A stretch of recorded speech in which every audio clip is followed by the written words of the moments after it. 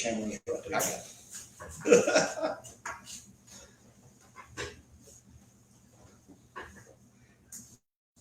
Hey, good afternoon, evening, or whenever you're watching.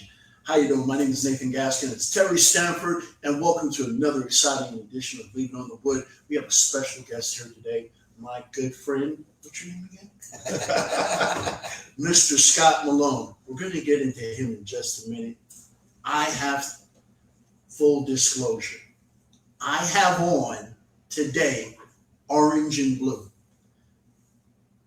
because last night I witnessed a miracle on 34th Street. Hats off to the Knicks. It's an incredible series.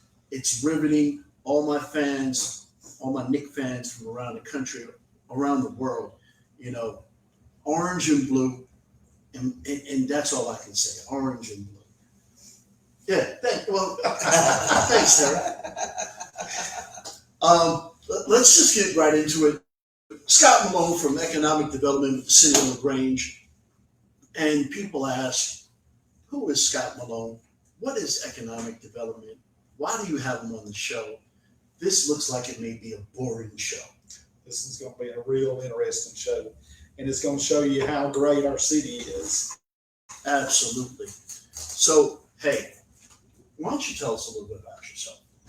Well, let me tell you a little bit about the Development Authority of LaGrange, right? Okay. So I am a hometown guy. I was born and raised in LaGrange, left for 20 years, came back about 20 years ago. So I spent way more than the majority of my life here. Been fortunate to have multiple careers at this point, had the opportunity to do economic development back in 2016. It was Tom Hall at the time, God rest his soul, and Ricky Wolf and Spirit Burdett and Bobby Carmichael came to me and said, hey, you're out, you sold your company, you're out taking some time off. Would you be willing to come help us with economic development?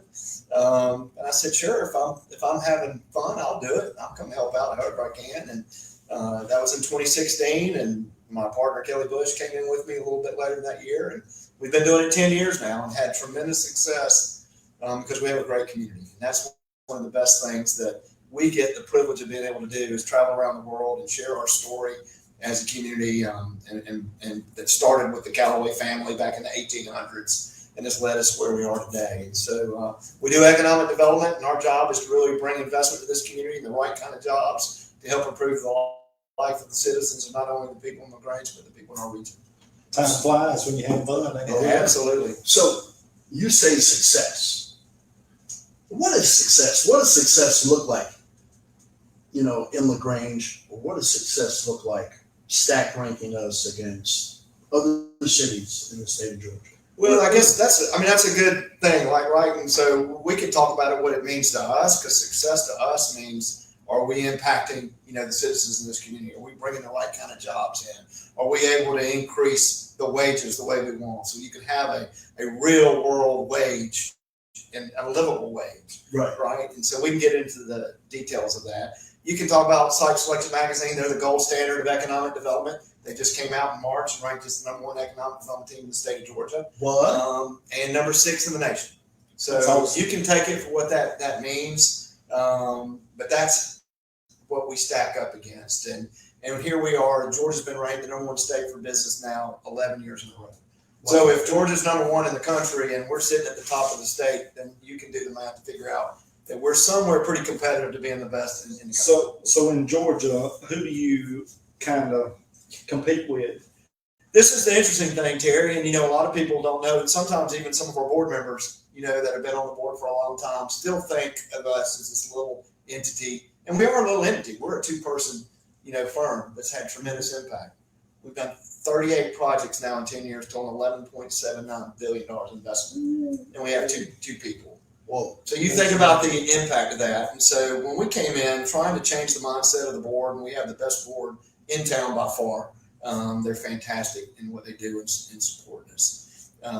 But them understanding what we are and who we compete against was an evolution in them understanding. We had so much success early on with the projects that we're doing. Some people remember Century Tire. It was a $500 million project where we competed against 43 communities in 23 states and won. Now Trump ended up killing that project because it was a Chinese project, Right. back in the day. But it set us on the course of the work that we do today. And as we get into this further, you'll find that everybody loves the big projects, the great projects, but ultimately 90% of what we do is workforce development. And we're going to talk about what that means. I say that to answer your question about who we compete against. The number one community we compete against in the state of Georgia when we come down to winning a project for the state of Georgia is Augusta. We had the fortunate opportunity of my partner, Kelly Bush, to do some of the workforce training.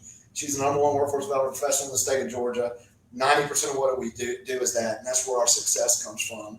She was teaching the board of a 12-county region around Augusta just a couple weeks ago on what even workforce development is, right? They're the second largest city in the state of Georgia, 6 times larger than the city of LaGrange. They have a staff of 7 people that do what Kelly and I do, and we outperform them 3-1. Wow. So when you stop and think about that, you start understanding, and there's a lot of reasons for that. Number one, we have a fantastic community, right? We have amazing resources. A lot of people don't understand that we have 120 manufacturing entities in Truett County.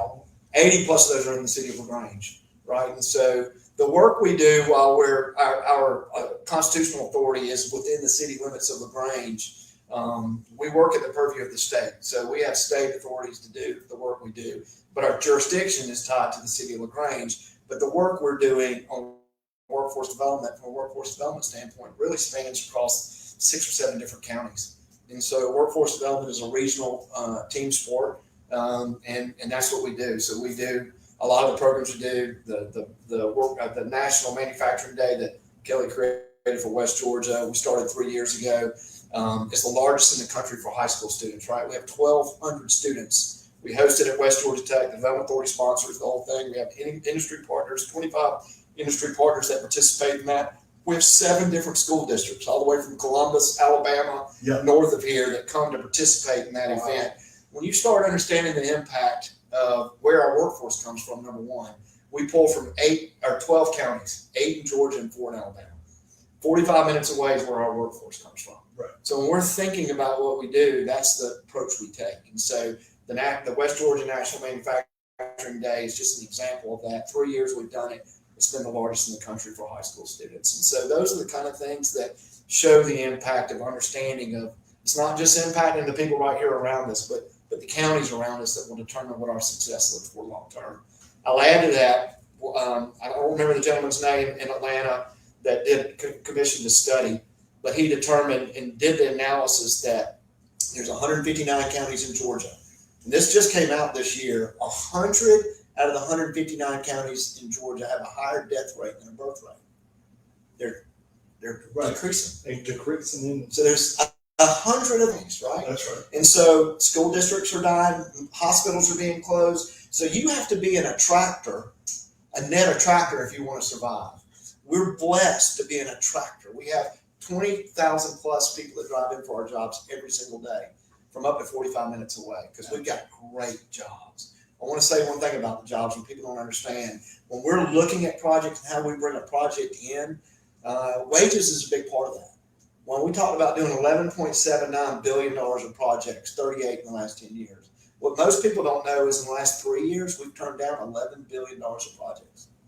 Man, that's amazing. One of those includes a big giant data center that everybody thinks will take any project that comes along. There's no way in the world. Project West was one of those. We didn't think it was a good fit for our community. It was out in the county. They didn't have the infrastructure. We told them we can't support that project. It's not a good fit for our community. And that was a proposed $9 billion project by itself. Wages are a big thing. We base it on manufacturing when we look at how we incentivize a project, Right. which we're very selective in how we do it. But when Kelly and I started in 2016, the average manufacturing wages in Truett County were $48,000. Our average manufacturing wages today are $71,000. Now that's across all jobs in manufacturing, but it's a metric compared to 2016 to where we were and where we are today. Hey, These are livable wages across an industry that's the most significant in our community. And by the way, the highest paid jobs in our community. You know what most people think are the highest paying jobs in our community? Healthcare. Manufacturing, 71,000. Average healthcare job, 65,000. Mm-hmm. Education, 62,000. Mm-hmm. You know the lowest jobs in our community? Retail, restaurants. those are the jobs everybody, I mean, those are the businesses everybody wants. Right. We can talk about Bass Pro Shops. Community's jumping all over supporting it. Ross. Great impact, from a sales tax revenue. We're supporting that product for certain. But nobody's done the analysis of whether those are the right kind of jobs, right? And so we hear all the time, manufacturing's not the right job for it. We need, but you'll go support a project, and we think it's the right product to support. It's not that it's not the right, because there are part-time jobs and things like that make sense. But just keep it in perspective when you're looking at the types of projects we're going to support as a community versus the base that we have in manufacturing, which is the driver of our economy. And the people that make things, if you go back through history, look at the countries in the world that made stuff back in the day. As soon as they became service economies, it took a generation and they died. Rome being one of those, right? We make things. We're in a community that makes great products. And that just bodes well for our future as a community in the region. Absolutely. Well, look, you gave us a great burst of information right there, but maybe it's too high level for some people.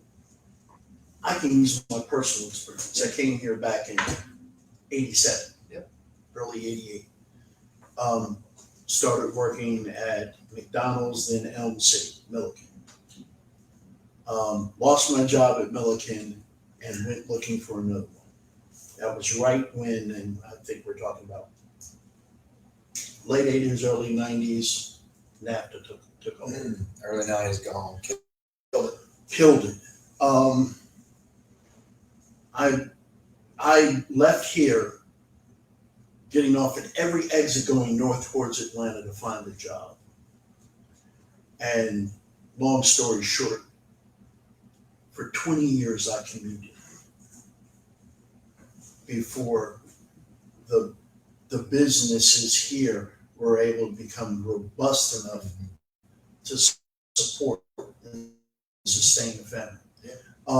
It was very tough for NAFTA. And I think, for us to recover the way we did, the city of LaGrange, and I think it's a testament to what you have done and what others that came before you have done. I think it's fantastic. And what is the name of our industrial park? The Georgia International Business Park. Georgia International Business Park. That's correct. Emphasis on the word international. And business park, not industrial. Right. Okay. So very, very well thought out. The Georgia International Business Park we put together initially put together in 2016 as a concept.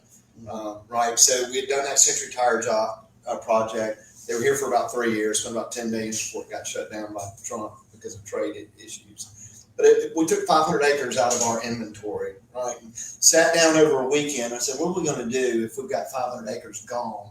How are we going to go market ourselves? That was a big chunk of the, land that the Development Authority had control of that we could go do projects on. So sat down and we had 3 industrial parks. We had the Callaway South, the new park. We had Jim Hamilton Park. We had the traditional LaGrange Industrial Park. We had Kia sitting down on the south side of the county. The city had annexed in the West Georgia Park, which was a 1,200 acre tract that joins Kia to the south side of Callaway South that a doctor out of Austria owns. Not a great tract of land, that's why it still hasn't been developed, but it connected everything. Put it down on a map. I don't remember if you remember Jody from the city. He was the engineering, or Jody Purdue. Went to Jody and I said, Jody, can you put these 3 parks and Kia and this industrial land that this doctor out of Austria in a map and show me what that looks like? And he put it together and I looked at it and I said, wow, we got the Georgia International Business Park. Look at this. How many acres is that? 10,000, over 10,000. You go, my God, 10,000 acres. And it wasn't a concept, right? Because at that time, we already had, 30-something international companies in it. Right? And you go, the Georgia International Business Park, right? So went and met with Pat Wilson, who was the Chief Operating Officer for Economic Development for the state at that time, and said, and I traveled with him to China on the deal with Century Tire. And he had set up a China office for Georgia 10 years prior. They had never done a project, by the way. That was the first project that the state had won, a major Chinese project. So they loved LaGrange, had a voice with him and sat down and explained. I said, Pat, I realize that you're looking for mega sites around the state. I've got a 2-page strategic plan. Here's a map I want you to take a look at this, and we'll get together next week. We were actually at the governor's conference at the Kia Training Center at the time. And I said, it's 10,000 acres. He said, are you kidding me? And I said, no. And I said, it's not a concept. It's ready to go, but I want to know that you're going to support it. Right. Well, 30 days later, he was named Commissioner of Economic Development for the state of Georgia. And he's still Commissioner today, and he's a good friend of Kelly and I, and we talk to him on a regular basis. That helps. And so what we did at that point is, and there was a lot of pushback. I mean, West Point thought that we were taking over their land, which we weren't, because we don't control all of it. It was really from a marketing standpoint, right? When we traveled around the world, even at that point, people didn't know what the LaGrange Industrial Park was. They didn't know what LaGrange was. Right. They didn't know what Truett County was. They knew kind of where Kia was. Mm-hmm. And so, we said, how do we get people to understand what we have? And going to the state and them understanding it really made a big difference. So what we did is we branded it. And so the Development Authority of LaGrange owns the trademark for the Georgia International Business Park. And we had lost a project that we don't normally lose to a Japanese company. Y'all may have heard of it, that they make the tankless water heaters Rinnai. And so they were based in Peachtree City, and they were looking to build some manufacturing facilities. And LaGrange was one of their choices, and Griffin was the other one. And we ended up losing that project because the American leadership wanted to come to LaGrange. The Japanese leadership wanted to go to Griffin. Why did they want to go to Griffin? They wanted to go to Griffin because at the time they had the first green park, right? Nobody knew what that was back in 2017, but it was a green park, a state sustainable park, but it was really greenwashed. They were just talking about it. It wasn't really real. But they did have a cluster of 6 Japanese companies. The point was we lost that project, which we'd never really lost a major project at that point. It was a really good one. But we understood why. Kelly actually went up and studied and figured out what it was they were marketing and how they were marketing, and came back and said, well, they could be the first, sustainable park in Georgia, but we're going to be the best. So we ended up branding the Georgia International Business Park, Georgia's premier sustainable business community. Once again, the words are important. Right. We didn't make it an industrial park, and we didn't make it, when we talked about a business community because it was a mindset. Mm-hmm. Now this is at that time 2017. That's right. Right? Nobody was talking about sustainability really in this area. We had companies like Milliken and Interface doing a fantastic job. There was no EV discussions going on, and we branded it, trademarked it, and owned it at a time where people really weren't talking about it. Thinking 20 years out. Hometown, I'm not thinking about what are we necessarily doing today, what are we going to do for the future of our community, right? And so putting those things together really changed the game for us. And there's still a lot of people in the community who don't understand what the Georgia International Business Park is. But when you travel around the world, if you want to do ChatGPT and talk about economic development, the first thing it's going to pull up is the Georgia International Business Park. It's going to tell you it's the largest in the Southeast and the 4th largest in the country.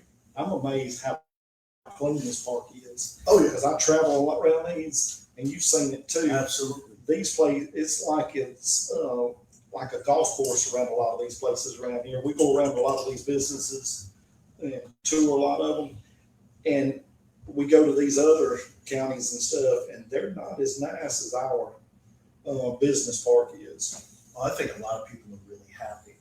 A lot of customers who we have, business owners, are really happy with the international business park that we have. Let's talk about where do we go from here? I mean, we've got this awesome setup, but we're having even more people that want to come here to do business. The one that comes to mind, and it's not in the business park, but it's the inland port. Yeah. That's going to bring in Terry's in the transportation business.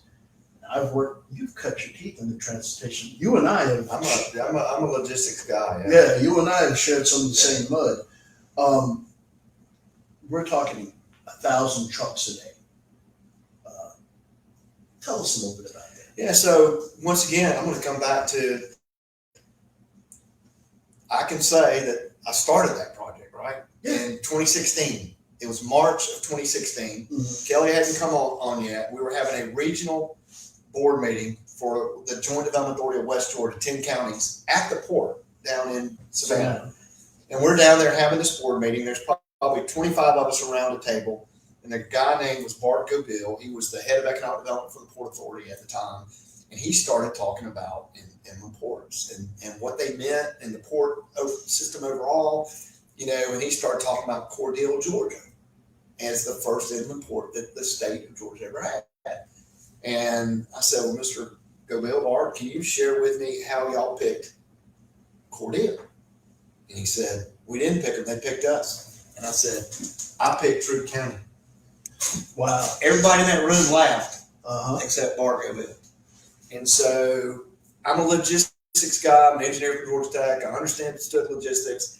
Logistics, in ports are about getting truck traffic off the road. We're all the way on the western side of the state, perfectly positioned. And Bart came over and he said, this is March of 2016. He said, I know a lot of people laugh. He goes, I'm not laughing because he goes, y'all are a bullseye for what an inland port should be.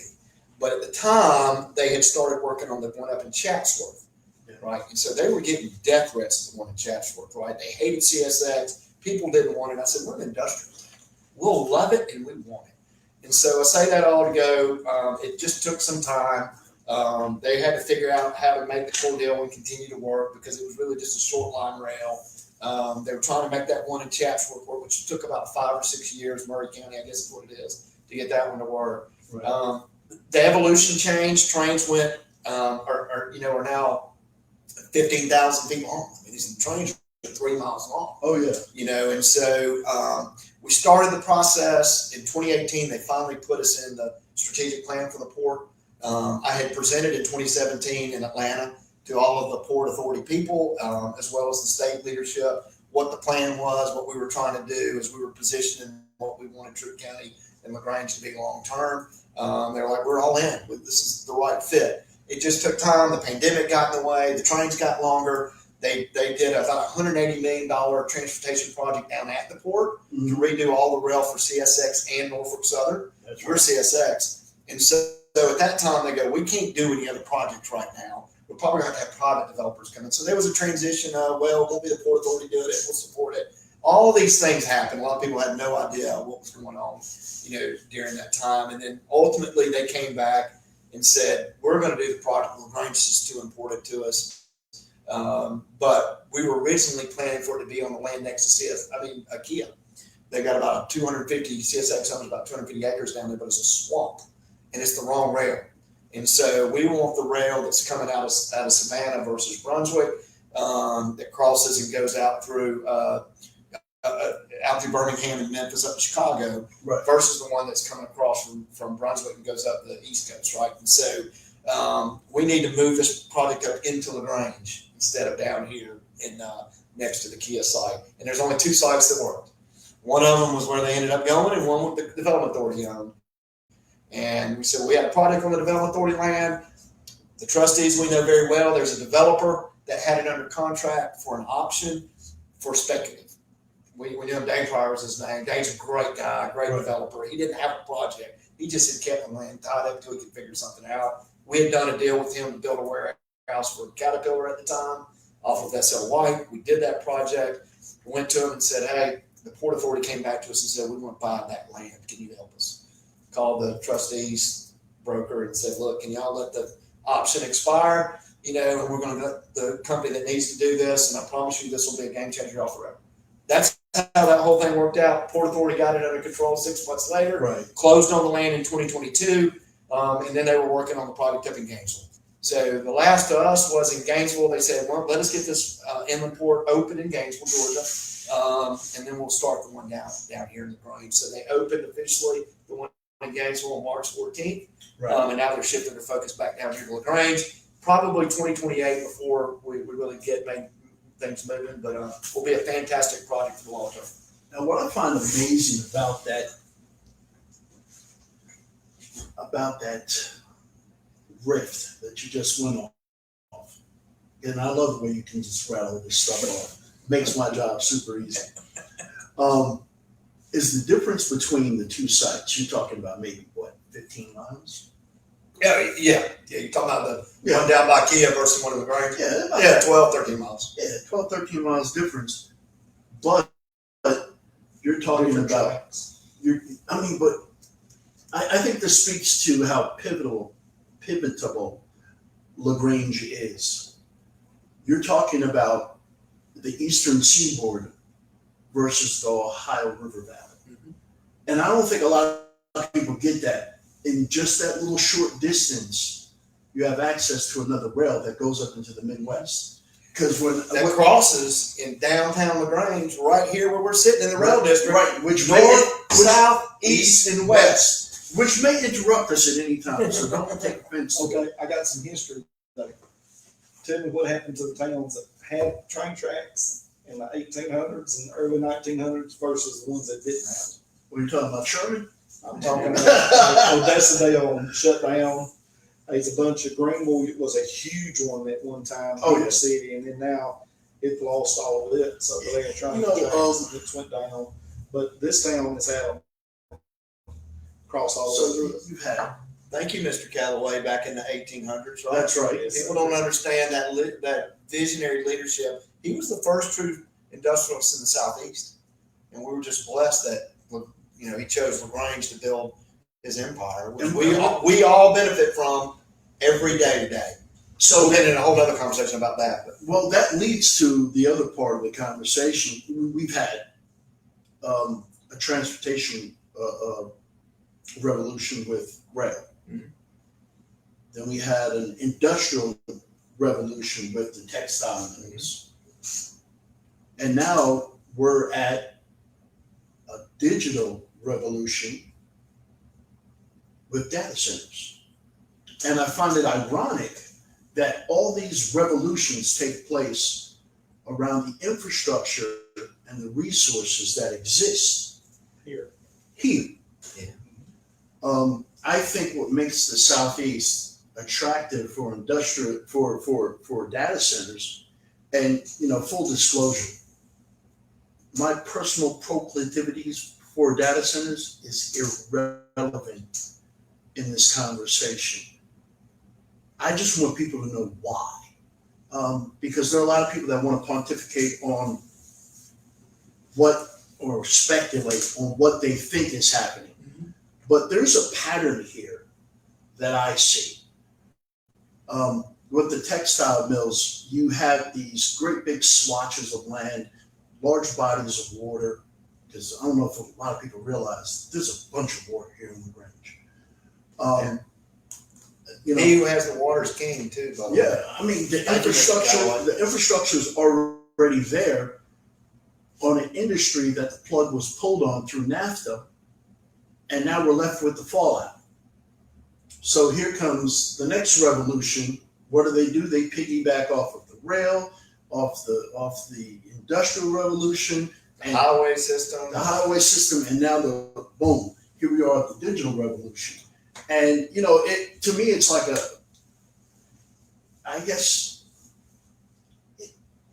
there are people that saw this coming. Tell us about your trip to Germany, because before we went on, go This is ahead. going to be a two-part. Oh We yeah. got 2 minutes left. So Oh, we're fixing to be cut off. Oh wow. So we're going to have So real quick, tell us about your trip to Germany. Yeah, so this is 2018, talking about where we are today and the irony of who our technology partner here is in town.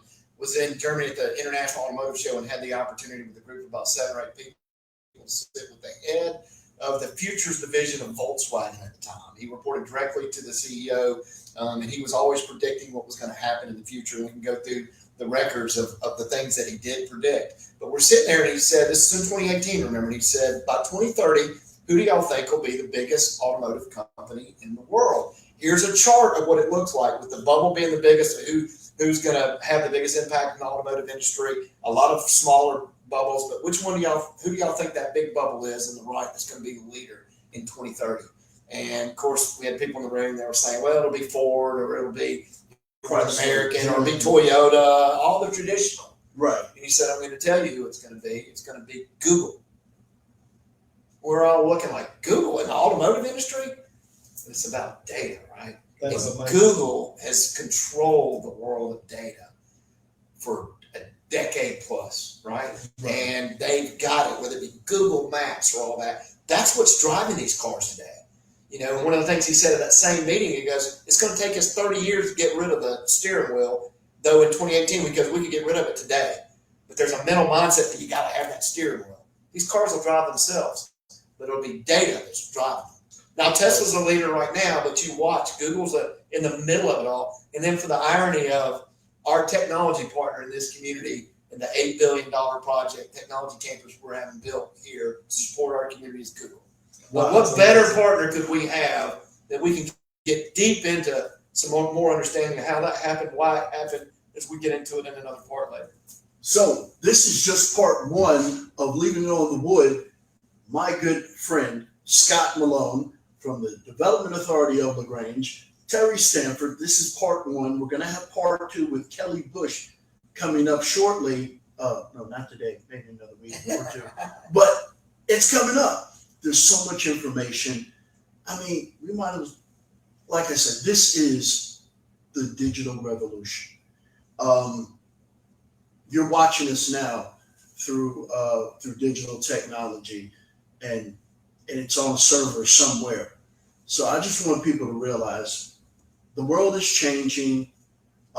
If you wanted to know how crazy it can get, there was a series on TV on AMC called Hell on Wheels when they were building the rail across the United States. Go check it out, and you'll see what a revolution looks like. We only have 1 day left of early voting, and then Tuesday is the vote in person day. And that's all the time we have, and we want to thank each and every one of you. We'll be back next week. Go Blue and Orange, go Knicks, Go vote. and go vote.